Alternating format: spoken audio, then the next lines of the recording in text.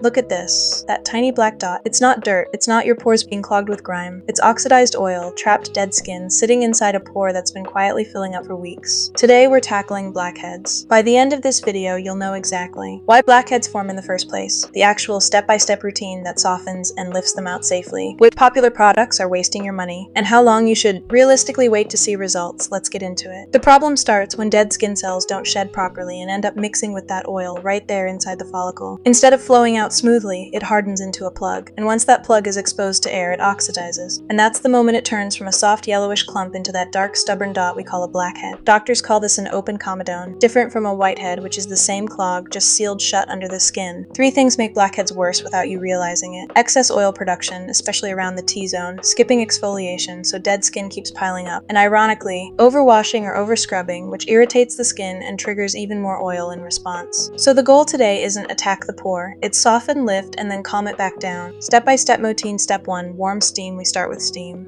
This isn't just for the aesthetic. Warm steam genuinely softens the hardened plug inside the pore, so whatever we do next works easier and safer. Keep your face about 6 to 8 inches from the steam. 5 to 7 minutes is plenty. Longer than that, and you're just drying yourself out. Step 2, oil cleanse first. Before any water-based cleanser, we go in with an oil cleanser. Oil dissolves oil, that's the whole logic. This breaks the surface tension around all that trapped sebum before we touch a single pore. Step 3, salicylic acid cleanser. This is the step almost nobody in the ASMR space explains properly, so let's actually get into it. Salicylic acid is oil-soluble, meaning unlike most acids, it can travel inside the oily pore itself instead of just sitting on the surface. Once in there, it breaks down the bond holding dead skin and sebum together. A 2% concentration used once daily is considered the effective safe range for most skin types. This is the ingredient doing the actual long-term work today. Everything else is support. Step 4, the extraction moment now, after the steam and the softening. This is where a sterilized comedone extractor tool, gentle, even pressure, never nails, never force, lifts what's already loosened. If it doesn't come out with light pressure, we leave it. That's not us being lazy, that's us protecting your skin from scarring. Forcing an unready blackhead is the single biggest cause of permanent pitting. Step 5, clay mask. Once the visible ones are cleared, a kaolin or bentonite clay mask pulls out the surface level oil and residue left behind. This won't reach deep clogs on its own. That was never its job, but as a finishing pass, it's genuinely useful. 10 to 15 minutes, no longer, or you'll strip your barrier. Step 6, calm and seal. Finally, we cool the skin down and lock everything in with a lightweight, non-comedogenic moisturizer. This step matters more than people think. Skin that's left dry and irritated after extractions actually produces more oil to compensate, undoing the entire routine. Pro tips and mistakes to avoid. A few things worth saving this video for. Mistake 1, pore strips as your main solution. They rip off surface debris and sebaceous filaments, which feel satisfying, but they don't touch the deeper plug, and using them often can actually damage your skin barrier.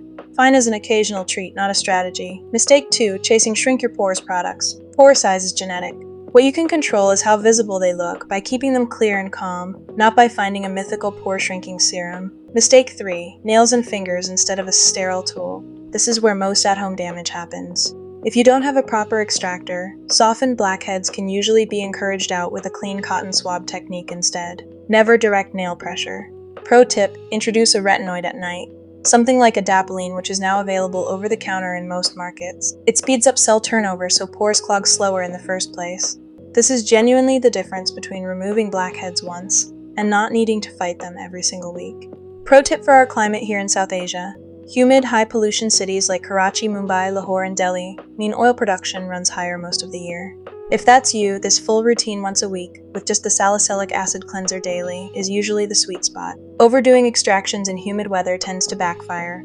And always, sunscreen the next morning. Every exfoliating step today makes your skin more sensitive to sun for the next 24 hours.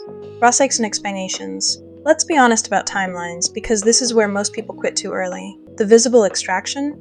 That's instant. You'll see the difference the moment we're done today. But preventing new ones is the real win, and that takes consistency. Most people see a genuine reduction in new blackheads forming somewhere around 4 to 6 weeks of steady salicylic acid and retinoid use. Not overnight, not in 3 days. 6 weeks.